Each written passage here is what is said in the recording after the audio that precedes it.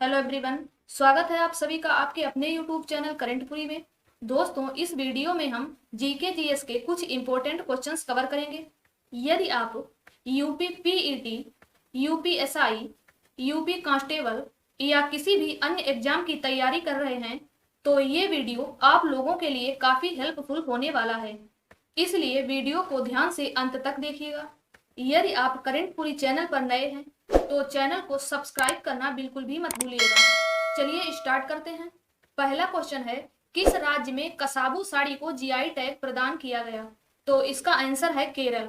केरल की कसाबू साड़ी को GI tag प्रदान किया गया। इसके अलावा हाल ही में केरल के नवारा चावल और नीलांबर टीक को जीआई टैग प्रदान किया गया। अगला क्वेश्चन है, हवाई द्वीप किस महासागर में स्थित है? सही आंसर है प्रशांत महासागर। हवाई द्वीप प्रशांत महासागर में स्थित है। अगले क्वेश्चन की तरफ बढ़ते हैं। गैरलोपैगस द्वीप कहाँ स्थित है? गैरलोपैगस द्वीप इक्वाडोर में स्थित है। अगला क्वेश्चन है, भारतीय तिरंगे को पहली बार विदेश में किसने फहराया? तो भारतीय तिरंगे को पहली बार विदेश में मैडम भीकाजी कामा ने फहराया था। इसके अलावा एग्जाम में यह भी पूछा जा सकता है कि मैडम भीकाजी कामा ने पहली बार झंडा कहाँ फहराया? तो इसका आंसर होगा जर्मनी। और कब फहराया था? 1907 में। तो भारतीय तिरंगे को मैडम भीकाजी कामा ने 1907 में जर्मनी में फहराया था। अगले क्वेश्चन की तरफ बढ़ते हैं। रबी की फसलें किस माह में बोई जाती हैं? इसका आंसर है अक्टूबर और नवंबर। रबी की फसलें अक्टूबर और नवंबर में बोई जाती हैं। मार्च और अप्रैल में काटी जाती हैं। इसके अलावा एग्जाम में आपसे यह भी पूछा जा सकता है कि रबी की फसलें कौन कौन सी होती हैं? तो रबी के अंतर्गत आने वाली फसलें हैं चना, मटर, सरसों, आलू, जौ, राई, गेहूं और मसूर। तो रबी के अंतर्गत कौन कौन सी फसलें आती हैं? चना, मटर, सरसों, आलू, जौ, राई, गेहूं और मसूर। अगले क्वेश्चन की तरफ बढ़ते हैं। खरीफ की फसलें कब बोई जाती हैं? इसका आंसर है जून और जुलाई। खरीफ की फसलें जून और जुलाई में बोई जाती हैं और नवंबर दिसंबर में कटाई की जाती है। खरीफ के अंतर्गत आने वाली फसलें कौन कौन सी हैं? तो ये हैं कपास, जूट, सोयाबीन, गन्ना, धान, अरहर, ज्वार, बाजरा और तिलहन। अगला क्वेश्चन है, जायद की फसलें कब बोई जाती हैं? जायद की फसलें मई और जून में बोई जाती हैं, जुलाई और अगस्त में काटी जाती हैं। तो जायद की फसलों के अंतर्गत कौन कौन सी फसलें आती हैं? तो जायद के अंतर्गत खीरा, ककड़ी, तरबूज, खरबूज और मौसमी सब्जी आती हैं। दोस्तों, इन 3 क्वेश्चनों के माध्यम से मैंने रबी, खरीफ और जायद की फसलों को फुल डिटेल के साथ कवर किया है। यहाँ से हर एग्जाम में 1 या 2 क्वेश्चन बनते हैं और कुछ समय पहले यूपी जेल वार्डर का एग्जाम हुआ था, उसमें इस टॉपिक से क्वेश्चन पूछे गए थे। इसलिए वीडियो को ध्यान से देखिएगा। यदि आपको हमारा वीडियो पसंद आ रहा है तो वीडियो को लाइक, शेयर और चैनल को सब्सक्राइब करना बिल्कुल भी मत भूलिएगा। अगले क्वेश्चन की तरफ बढ़ते हैं। चरकुला नृत्य किस राज्य से संबंधित है? सही आंसर है उत्तर प्रदेश। चरकुला नृत्य उत्तर प्रदेश से संबंधित है। चरकुला के अलावा उत्तर प्रदेश के अन्य भी नृत्य हैं, जैसे मयूर, रासलीला, कथक और नागिन डांस।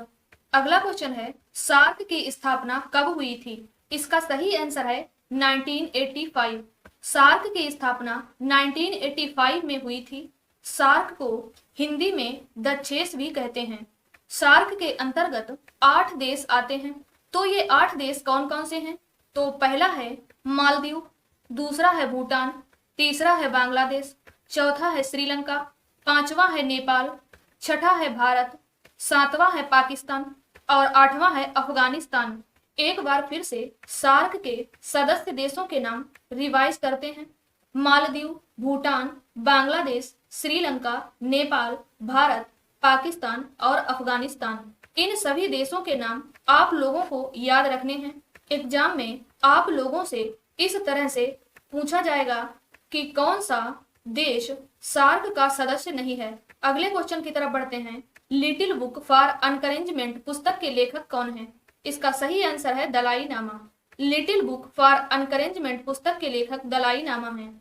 अगला क्वेश्चन है, सर्वोच्च न्यायालय किस अनुच्छेद के अंतर्गत रिट जारी करता है? इसका आंसर है अनुच्छेद 32। तो सर्वोच्च न्यायालय अनुच्छेद 32 के अंतर्गत रिट जारी करता है। अगले क्वेश्चन की तरफ बढ़ते हैं, बराकाह परमाणु संयंत्र कहाँ स्थित है? इसका आंसर है यूएई। बराकाह परमाणु संयंत्र यूएई अर्थात संयुक्त अरब अमीरात में स्थित है। यूएई की राजधानी है आबू धाबी और यूएई का एक शहर है दुबई। दुबई में ही विश्व का सबसे ऊंचा झूला स्थित है। अगले क्वेश्चन की तरफ बढ़ते हैं, संचित निधि का उल्लेख संविधान के किस अनुच्छेद में है? इसका आंसर है अनुच्छेद 266। अनुच्छेद 266 में संचित निधि का उल्लेख है। अगला क्वेश्चन है, भारत ने अब तक ओलंपिक में हॉकी के अंतर्गत कितने स्वर्ण पदक जीते? इसका आंसर है 8। भारत ने अब तक ओलंपिक में हॉकी के अंतर्गत 8 स्वर्ण पदक जीते और कुश्ती में 6 स्वर्ण पदक जीते। अगले क्वेश्चन की तरफ बढ़ते हैं, विजय दिवस कब मनाया जाता है? इसका आंसर है 16 दिसंबर। 16 दिसंबर 1971 को बांग्लादेश आजाद हुआ था और 16 दिसंबर को ही विजय दिवस मनाया जाता है। अगले क्वेश्चन की तरफ बढ़ते हैं, IST GMT से कितने घंटे आगे है? इसका आंसर है 5 घंटे 30 मिनट। IST GMT से 5 घंटे 30 मिनट आगे है और अभी हाल ही में 6 अगस्त को यूपी बीएड का एग्जाम हुआ था, उसमें ये क्वेश्चन पूछा गया था। अगला क्वेश्चन है, तौकाते चक्रवात का नामकरण किस देश ने किया? इसका आंसर है म्यांमार। तौकाते चक्रवात का नामकरण म्यांमार के द्वारा किया गया। अगला क्वेश्चन है, मायोपिया का संबंध किस अंग से है? इसका आंसर है आंखों से। मायोपिया का संबंध आंखों से है। अगला क्वेश्चन है, रेडियो का आविष्कार किसने किया? इसका आंसर है जी मार्कोनी। रेडियो का आविष्कार जी मार्कोनी ने किया था। ये क्वेश्चन भी 6 अगस्त को यूपी बीएड में पूछा गया था और 20 अगस्त को यूपी पीईटी का एग्जाम होने वाला है, इसलिए वीडियो को ध्यान से देखिएगा। ज्यादातर एग्जाम में आए हुए क्वेश्चन ही रिपीट हो जाते हैं। अगला क्वेश्चन है, किस राज्य में चकहाओ चावल को जीआई टैग दिया गया? इसका आंसर है मणिपुर। तो मणिपुर में चकहाओ चावल या इसे काला चावल भी कहते हैं, इसे मणिपुर में जीआई टैग प्रदान किया गया। अगला क्वेश्चन है, भारत की पहली मिस यूनिवर्स कौन है? इसका सही आंसर है सुष्मिता सेन। भारत की पहली मिस यूनिवर्स सुष्मिता सेन है। कौन है? सुष्मिता सेन। अगला क्वेश्चन है, सुर्ख अमरूद को किस राज्य में जीआई टैग दिया गया? इसका आंसर है उत्तर प्रदेश। तो सुर्ख अमरूद को उत्तर प्रदेश में जीआई टैग दिया गया। सुर्ख अमरूद उत्तर प्रदेश के इलाहाबाद में पाई जाती है। इसके अलावा उत्तर प्रदेश में लखनऊ की चिकनकारी को, भदोई के गलीचे को, कन्नौज के इत्र को, बनारस की साड़ी को और फिरोजाबाद की कांच को जीआई टैग दिया गया। अगला क्वेश्चन है, भारत की सबसे लंबी सिंचाई नहर कौन सी है? सही आंसर है इंदिरा नहर। भारत की सबसे लंबी सिंचाई नहर इंदिरा नहर है। अगला क्वेश्चन है, शिक्षा किस सूची का विषय है? इसका आंसर है समवर्ती सूची। वर्तमान में शिक्षा और जनसंख्या समवर्ती सूची के विषय हैं। मूल संविधान में शिक्षा राज्य सूची का विषय था, लेकिन 42वां संविधान संशोधन 1976 में शिक्षा को समवर्ती सूची में डाल दिया गया। तो वर्तमान में शिक्षा समवर्ती सूची का विषय है। यदि पूछा जाए मूल संविधान में शिक्षा किस सूची का विषय था, तो आंसर होगा राज्य सूची। अगला क्वेश्चन है, किस प्रधानमंत्री ने बस द्वारा लाहौर की यात्रा की थी? इसका आंसर है अटल बिहारी वाजपेयी। तो भारत के प्रधानमंत्री अटल बिहारी वाजपेयी ने 1999 में बस द्वारा लाहौर की यात्रा की थी। दोस्तों, इस वीडियो में इतना ही। यदि आपको हमारा वीडियो पसंद आया है तो वीडियो को लाइक करें, शेयर करें और चैनल को सब्सक्राइब करें और बेल आइकन को भी प्रेस कर दें, जिससे हमारा आने वाला वीडियो आपके पास पहुंचे सबसे पहले। धन्यवाद।